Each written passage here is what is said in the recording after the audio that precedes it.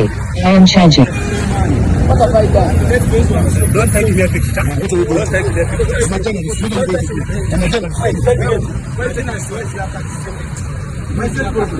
Shoot me. Yes, shoot me. Hey, this is our premises. This is our premises. Finally, I am charging. This is our premises. Redzone TV kwoli webale kubanga okyagoberera yonna gy'osinzira okubanga gy'otulabira kyokola kya mutawana nnyo gwa kyatambula naffe ku mukutu gaggadde ogwa Redzone TV. Sebambulidde Patrick Nzembera okubanga ate nkutuusaako ebyo byemba nkusakidde ku kitebe ekya National Unity Platform ekisangibwa e Makerere Kavule. Wabaddewo ensasagge, wabaddewo embeera ey'obunkenke oluvannyuma lwa His Excellency Robert Kyagulanyi Ssentamu. Ngenda kulaga akatambi awo era omukolo gwonna mu bujjuvu ngenda gukuleetera toyina kyogenda kumisinga singa oba ogoberera omukutu gwaffe ogwa Redzone TV. His Excellency Robert Kyagulanyi Ssentamu oluvannyuma lw'okubanga abadde yakava mu bitundu ebya Western Uganda eri mu district y'Ekisoro okulaba nga anoonyeza omukyala amanyiddwa nga Tana akalulu ku kalulu akagenda okuba nkagenda mu maaso oba kibayita by election eya Kisoro District Woman MP. His Excellency Robert Kyagulanyi Ssentamu akomyewo olunaku olwaleero ng'ennaku z'omwezi lumu omwezi ogw'Ekumi mu mwaka 2024 atuukidde ku kitebe ekya National Unity Platform n'agabula era n'ategekera abayizi ab'e Makerere University okulaba ng'ate abagabulako okulaba ng'ate anyumyamu nabo embeera ebadde ennyangu nnyo bw'etyo. Wabula nga bw'omanyi police ebiseera ebisinga nga bw'ezzenga ekola ekitongole kya Uganda Police abambala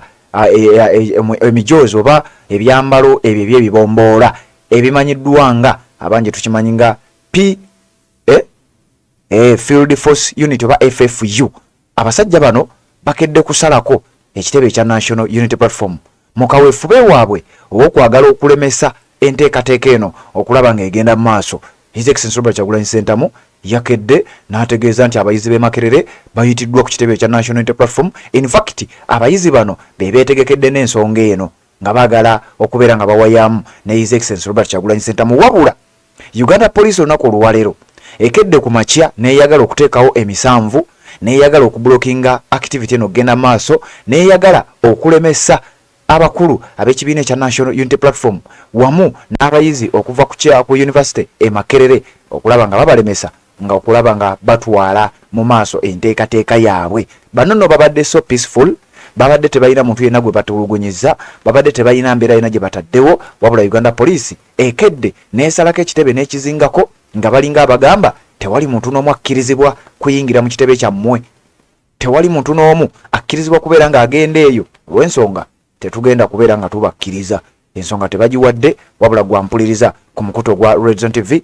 Bamaze finally ne babasinza amaanyi n'amagezi ne baba nga bayingidde. Omu ku basirikale awulikiseeko nga alinga abadde ayagala okutiisatiisa omu ku bannamawulire, omu ku bantu abadde bazze okugenda mu premises ez'ekibiina ekya National Unity Platform nga bw'owulidde mu katambi kengenda okwongera oluvannyuma lw'akalango kano nkuwe n'embeera nga bw'eyimiridde wetwogerera. Omukolo gwonna mu bujjuvu tugulinde ku mukutu gwe gumu Redzone TV tugenda kujja tubeere nga tugutukutuusaako.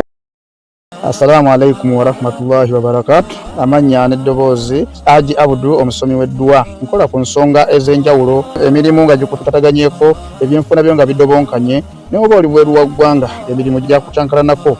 Jangu kusomere ku ddua okubeda nedda eddua zaabaawo, eddua zisomebwa omuntu n'oterezebwa mu mbeera yonna ebadde kwesibyeko ekusibyeko akanyaaga. Nina ekyoto kye nsobola okukumira wadde oli bweru wa ggwanga nga toli kumpi wano n'ofuna omukisa ogwo nawe n'osomerwako ku ddua nga nkuteddeko n'akabaani. Allah ajja kukusaasira, ajja kwanukula. Kuba ku namba yange y'essimu 0752 44 71 56 ne ku WhatsApp kwendi mpereza obubaka sobole okuyamba. Assalamu alaikum wa rahmatullahi wa barakatuh. Finally, I am charging. Don't take their picture. Don't take their picture.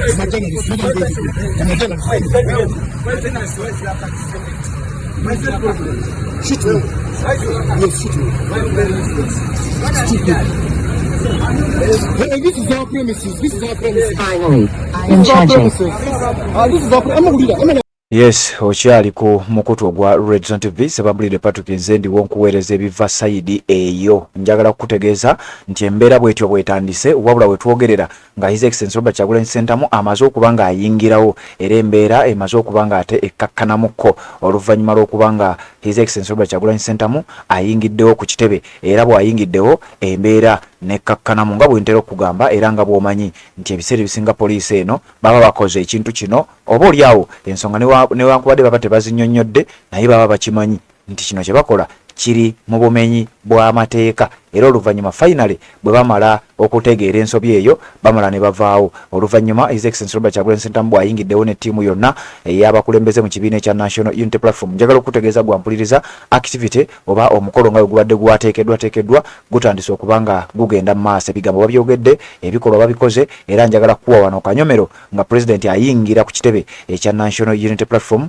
ate okulaba ng'ensonga zigendera ddala mu maaso nga bwe ziri supposed okubeera nga zigenda. Then oluvannyuma nzijja ate tubeere nga tweyongera nga bwe nkugambye nti omukolo gwonna ogenda kugusanga wano mu maaso awo mu dakiika ntono nnyo tugenda kuba tubikuwa byonna nga bwe bibadde ku kitebe ekya National Unity Platform ate naawe gy'oli gy'osinzira okuba nga gy'otulabira oyongere okubeera nga obitegeera. Mukutu gwa Redison TV weebale kubanga okyagoberera.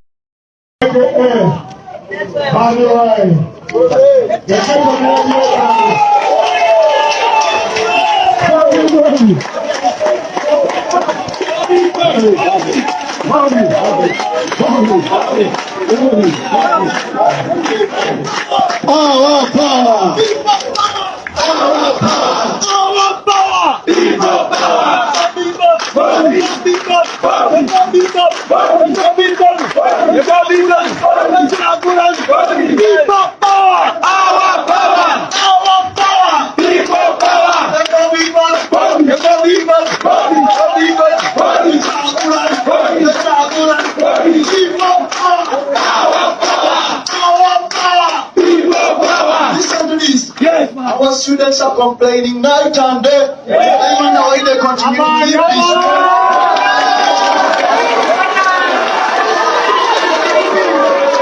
I know that things can change someday. If you really want them to change anyway, Makerere land is of abundance. Makererians are suffering hunger today. Assalamu alaikum wa rahmatullahi wa barakatuh. Amanya n'eddoboozi Haji Abdu omusomi w'eddwa. Nkola ku nsonga ez'enjawulo emirimu nga gikutataganyeko ebyenfuna byo nga bidobonkanye ne oba oli bweru wa ggwanga emirimu gya kucankalanako jangu kusomere ku ddwa okubeda nedda edduwa zaabaawo edduwa zisomebwa omuntu n'oterezebwa mu mbeera yonna ebadde ekwesibyeko akanyaga. Nina ekyoto kye nsobola okukumira wadde oli bweru wa ggwanga nga toli kumpi wano n'ofuna omukisa ogwo nawe n'osomerwako ku ddwa nga nkuteddeko n'akabaani. Allah ajja kukusaasira ajja kwanukula. Kuba ku namba yange y'essimu 0752 44 71 56 ne ku WhatsApp kwendi mpereza obubaka sobole okukuyamba. Assalamu alaikum wa rahmatullahi wa barakatuh.